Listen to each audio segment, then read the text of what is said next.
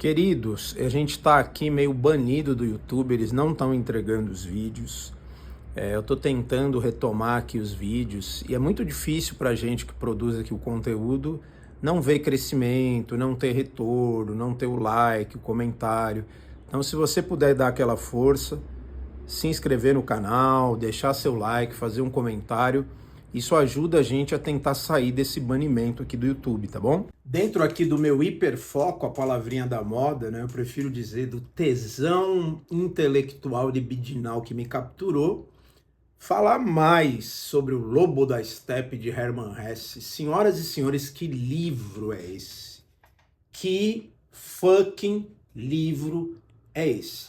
Só para vocês terem uma ideia, o livro ele tem camadas narrativas deveras interessantes. Na primeira parte, quem vai falar do cara que depois se nomeia como Lobo da Steppe é o sobrinho de uma mulher, não é, que tem a pousada em que o Lobo da Steppe vem para passar uns dias, sacou? Lá pelas tantas do livro, quem vai falar é o próprio personagem. Então ele vai tendo camadas narrativas diferentes para falar da mesma pessoa. E aí o que é interessante? Cada camada narrativa desses vários personagens que analisam o lobo pensam perspectivas e leituras sobre a subjetividade dele de forma diferente. Nossa, Milson, mas e daí? O que isso tem a ver? Isso tem tudo a ver com o processo analítico. O livro, ele é um tratado de subjetividade.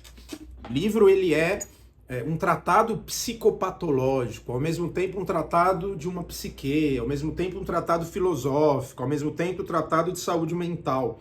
São muitas e muitas camadas que tocam inevitavelmente nas psicanálises, na ideia de inconsciente, nas questões, inclusive tem uma análise política sociológica do malandro. Então ele é um livro, velho, que é uma festa. Inevitavelmente esse livro vai te pegar na curva. Não é?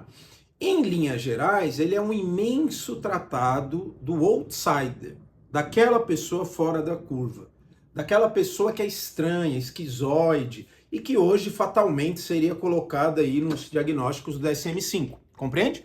Então, você, estranho, perdido, cheio de esquisitices, que era meio zoadão, ou é meio zoadão, você vai encontrar no lobo um abraço, uma coleia, uma parada muito louca, sacou? Então, para dar mais uma informação aqui, e tentando te estimular para ler esse livro, que ele muda vidas, velho. Muda. O Hermann Hesse é um tipo de romancista que se você pegar e o bagulho bater com a tua vibe, você dividirá a sua vida em antes do Hermann Hesse e depois de ter lido o Hermann Hesse. Não é? É um cara extremamente influente e na vida pessoal, o Hermann Hesse, né, o escritor, extremamente perturbado e sofrido, não é papinho, não é invencionice ficcional, não. O cara era bem perturbado. Pesquisa aí que você vai ver. A ideia do Lobo da Steppe, e o que eu vou falar aqui não atrapalha a leitura do livro, fica tranquilo, ela é uma leitura em que o próprio personagem faz de um dueto psíquico.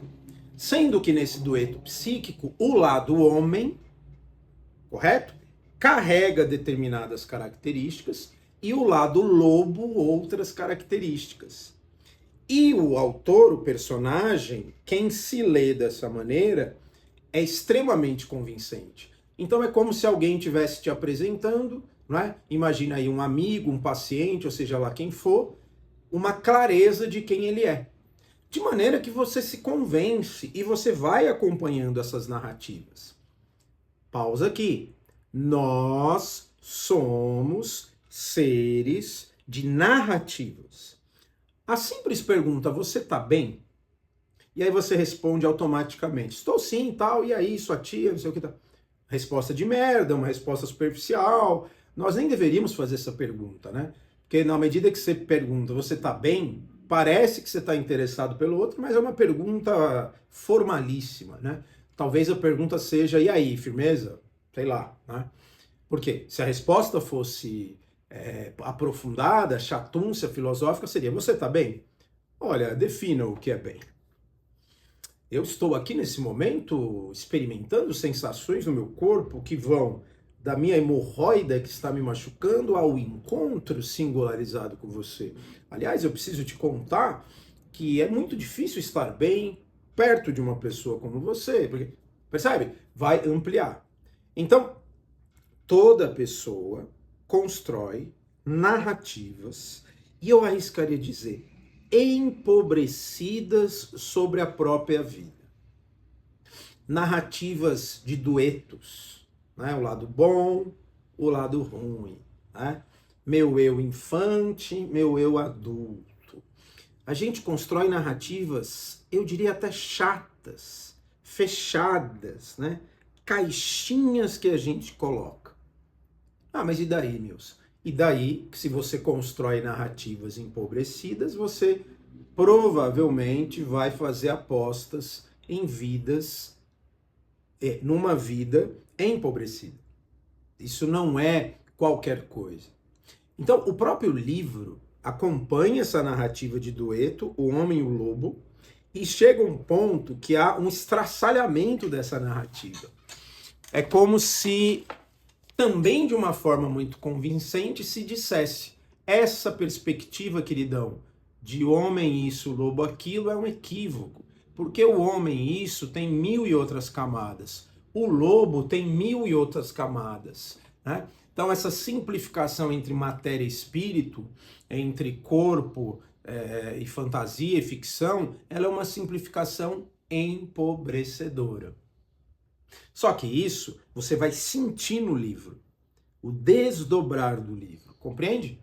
E isso sem dúvida alguma, isso tem potências metafóricas sobre o que se espera de um processo analítico, e eu arriscaria dizer sobre o que se espera de uma vida rica. Uma vida enriquecida é uma vida pluralizada, é uma mente que é mais povoada, né? O sujeito, ele tem seus núcleos de identificação, mas ele é um sujeito que ousa para cá, ousa para lá. Num exemplo bem tosco, né? O sujeito, ele tem convicção de que ele ama hot dog e pastel, né? E tudo bem. Mas chega uma hora que ele olha para o hot dog e pastel e ele fala: e se eu comesse um sushi? E se do sushi, e se eu fizer jejum? E se eu viajar para um outro país para ter outras experiências gastronômicas? E se eu... Compreende? É um sujeito que vai fazendo experiências e ele vai se angustiar. Porque é mais gostosinho o pastel e o hot dog, compreende? Quer dizer, se você vai para as experiências diferentes e grande parte desse deslocamento é angústia e aflição, qual que é a aposta? Que mesmo na angústia e na aflição, ao voltar para os núcleos de identidade, no chão conhecido, você tenha passado por doces perturbações. O livro do Hermann Hesse, e eu arriscaria dizer, os demais livros desse autor, para além do Lobo da Estepe, são epopeias de enriquecimento e sofrimento e angústia, não é? Muito na contramão desse tempo do eu sou autista, eu tenho isso, eu sou aquilo, eu sou não sei o quê, eu sou. E o que você não é? O que você não é, você quer ser?